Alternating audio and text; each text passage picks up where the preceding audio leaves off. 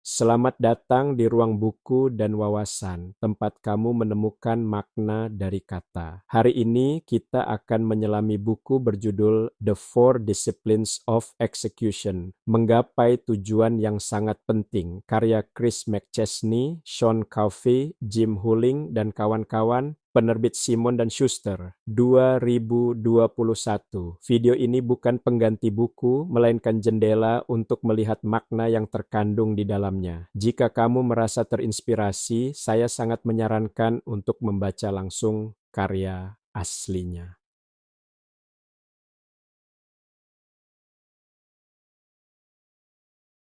Banyak organisasi tenggelam dalam rencana, tapi gagal dalam tindakan. Buku ini membongkar jurang antara niat dan eksekusi, serta mengajarkan cara menjaga fokus pada hal-hal yang benar-benar penting hingga tuntas.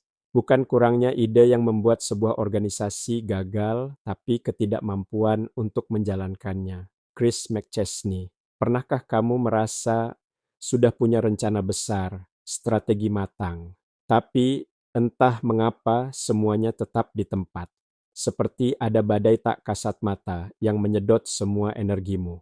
Itulah yang disebut the whirlwind, pusaran kesibukan harian. Pernah dengar pepatah ini? Tanpa eksekusi, strategi brilian hanyalah mimpi yang tak pernah terwujud. Banyak organisasi punya rencana hebat, tapi kenapa tetap stagnan? Jawabannya ada di 4 disiplin eksekusi. Buku 4 Disiplin Eksekusi tidak bicara tentang teori strategi semata. Ia berbicara tentang perjuangan manusia dalam menjalankan hal penting di tengah banjir tugas dan gangguan. Disiplin. Pertama, fokus pada tujuan yang sangat penting atau WIGI atau Wildly Important Goal. Pernyataan misi yang samar tidak akan mendorong perubahan. Sebaliknya, fokuslah pada sasaran yang sangat terarah dan spesifik. Sasaran ini disebut sasaran yang sangat penting atau WIGI, sasaran yang memberikan nilai transformatif saat tercapai. Semakin sempit fokusnya, semakin besar energi yang dapat dicurahkan tim untuk meraih kesuksesan. Seruan terkenal John F. Kennedy untuk mendaratkan manusia di bulan dan mengembalikannya dengan selamat ke bumi, menunjukkan kekuatan kejelasan. Tantangannya kepada NASA mengumpulkan sumber daya, menyederhanakan prioritas, dan mencapai prestasi yang tampaknya mustahil dalam 1 dekade. Kekhususan sasaran ini mendorong semua orang untuk mencapainya. Saat memperkenalkan sasaran yang sangat penting, WIG, pilih 1 atau 2 sasaran yang memiliki potensi signifikan untuk meningkatkan kinerja kelompok. Buat sasaran yang terukur sehingga tim dapat mengevaluasi kemajuan. Misalnya, meningkatkan perolehan pelanggan sebesar 15% dalam 6 bulan, jauh lebih dapat ditindaklanjuti daripada sasaran umum seperti mengembangkan bisnis. Menetapkan WIG yang efektif memerlukan brainstorming, pengujian, dan penentuan prioritas yang cermat. Jelajahi berbagai ide dengan melibatkan pemimpin tim dan staf.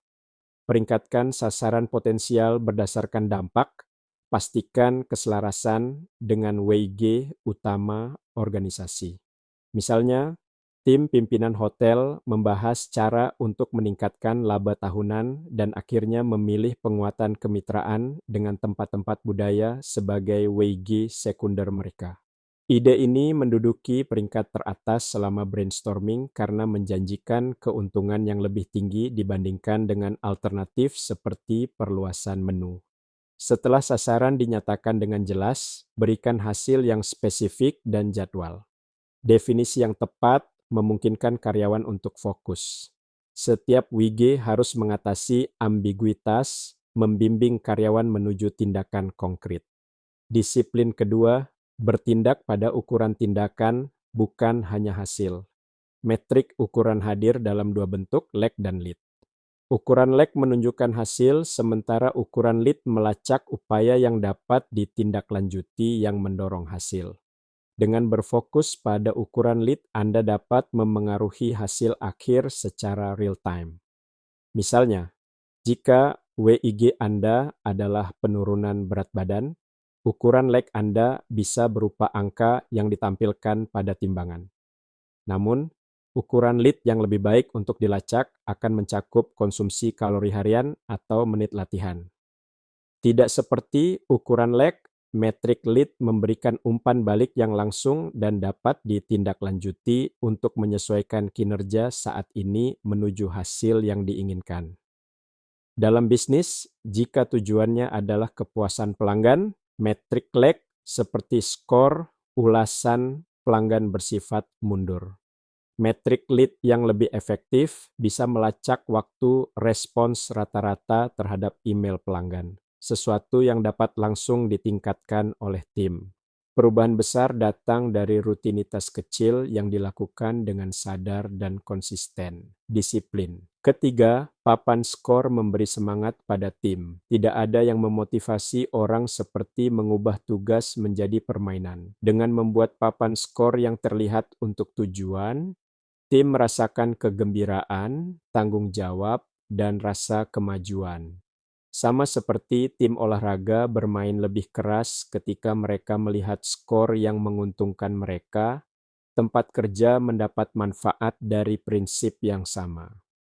Papan skor berfungsi paling baik jika sederhana dan mudah dipahami dengan informasi minimal. Hanya metrik utama yang terkait dengan WIG. Jadikan papan skor terlihat oleh semua anggota tim sehingga mereka dapat mengukur kontribusi mereka dan merasa memiliki pencapaian mereka.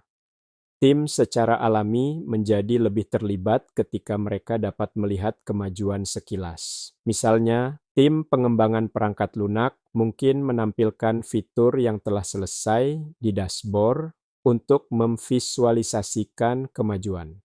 Persentase tip pelacakan restoran dapat menunjukkan kepada pelayan bagaimana strategi peningkatan penjualan mereka bekerja.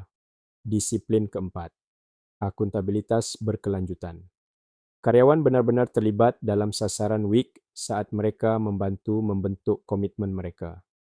Membiarkan anggota tim memilih tindakan yang berkontribusi terhadap ukuran prospek menumbuhkan rasa kepemilikan dalam peran mereka. Misalnya, tim yang bertanggung jawab atas layanan restoran dapat mengembangkan dan menerapkan sistem tempat duduk baru untuk meningkatkan waktu alur pelanggan.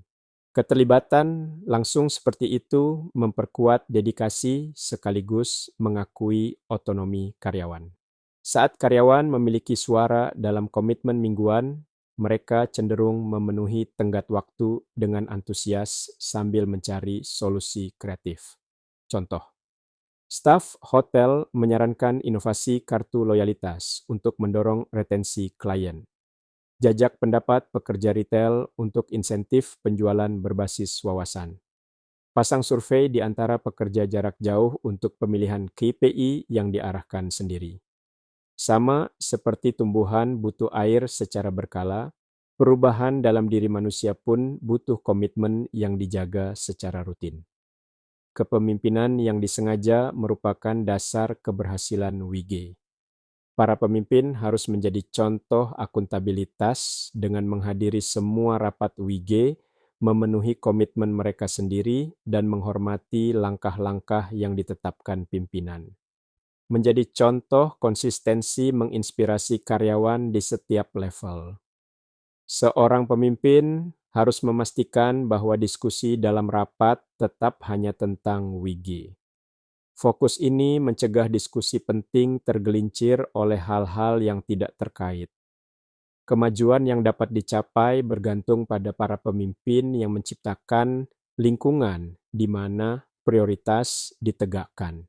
Ketika para pemimpin menunjukkan dedikasi setiap hari, tim akan membalas dengan lebih banyak dukungan terhadap tujuan bersama. Mungkin selama ini kita gagal bukan karena kita malas, tapi karena kita tenggelam dalam pusaran kesibukan tanpa arah.